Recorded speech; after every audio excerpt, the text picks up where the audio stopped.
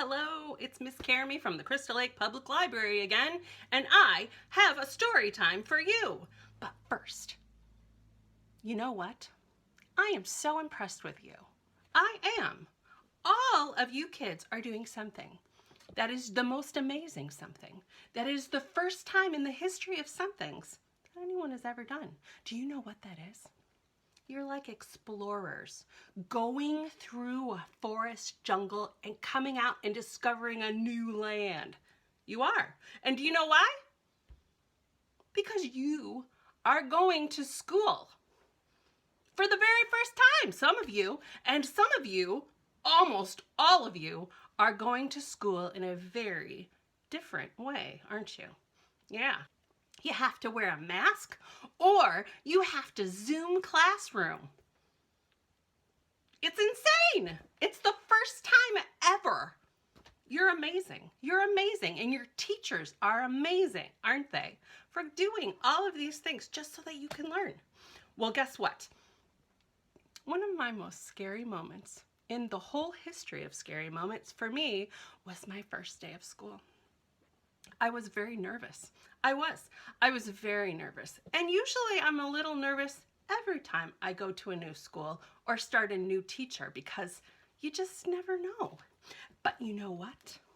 This book is a book that I'm going to read to you today, and it is called We Don't Eat Our Classmates. And it is by Ryan T. Higgins, and it is all about this little dinosaur who goes to school for the very first time.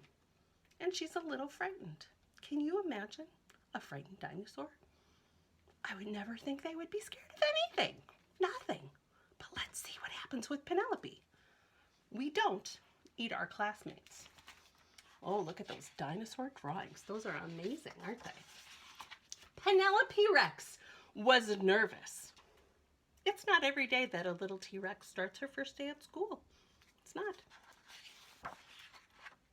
What are my classmates going to be like, she asked. Will they be nice? And how many teeth will they have? I never thought to ask that question, but it's very important for her to know. Let's see. Penelope's mom bought her a new backpack with ponies on it. Oh, ponies were Penelope's favorite because ponies are delicious. I bet they're a little crunchy.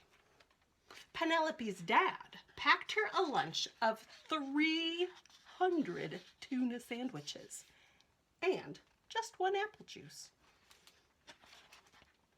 Finally, the big day came, and Penelope Rex was very, very surprised to find out that all of her classmates were children.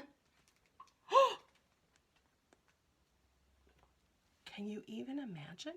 Wouldn't it be fun to have a dinosaur in your classroom? I bet that would be very exciting. Look at that. Look at all those different kids sitting around in this wonderful classroom with a very pretty teacher. Is your teacher pretty? I bet she is. My teacher was pretty. Her name was Mrs. Bowling, and I loved her. I wonder what Penelope does. What do you think she does? What would a dinosaur do with a classroom full of kids? I bet that they played hopscotch. Let's see. Should we see? Let's see. So she ate them. Oh, because children are delicious. Penelope Rex, said Mrs. Noodleman, we do not eat our classmates. Please spit them out at once. Blech. And so she did. She spit them all out. Oh, gross. Look at all of that dinosaur spit. Gross. It was not the best way to start school. And still, Penelope was determined to have a very good first day. That's probably not my favorite thing, to be covered with dinosaur spit. She tried to make friends at recess. Look at that, they're playing on the oh no, that's probably not the best idea. She finger painted some of her best artwork. Can you see that? Uh-oh. She even saved Griffin Emery a seat at lunch. She's saying, you could sit right here. That's a plate. That's a problem. I would be a nervous person if I had to sit next to Penelope Rex. Let's see. Penelope started to notice that everyone was making friends but her. It's very sad. Look at that. It was very lonely. That would be very lonely. Don't you think? Yeah.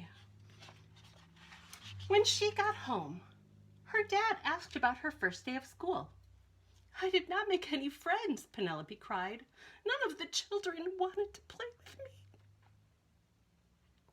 Penelope Rex, her father asked, did you eat your classmates?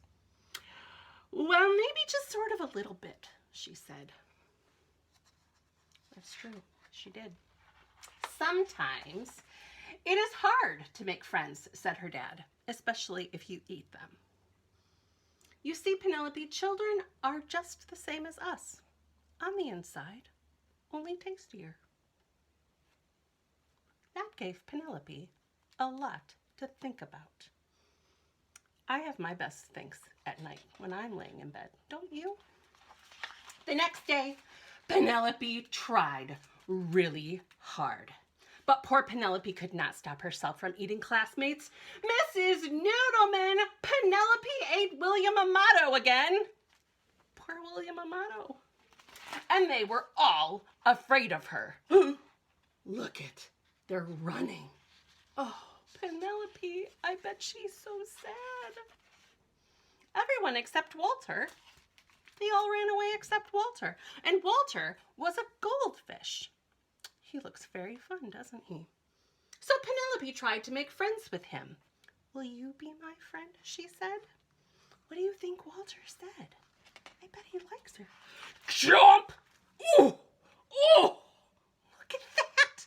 That goldfish bit his finger. Yee! Cried Penelope. He's eating my finger! That is pretty much how I think he sounded with a goldfish on his finger. Do you think that would hurt? Maybe. I guess it does. Once Penelope found out what it was like to be someone's snack, she lost her appetite for children. What? That's kind of amazing. Look at, she's got a little Band-Aid on her finger from her boo-boo, and she's sitting all quietly with all of the people while her teacher, Mrs. Noodleman, is reading. I bet that's a very good book. She stopped eating her classmates, even when Cece Woodson spilled barbecue sauce all over herself. Oh, I love barbecue sauce. And soon, Penelope made friends. Found you! Look, they're playing hide and seek. Want a brownie? I helped make them. That is a great way to make friends. You can share something that you've made. Now, even when children look especially delicious, she peeks at Walter and she remembers what it's like when someone tries to eat you. Ugh. And Walter the goldfish stares right back and licks his lips. Do you know why? Because dinosaurs are delicious. That was a very fun story about a dinosaur who learned how to make friends.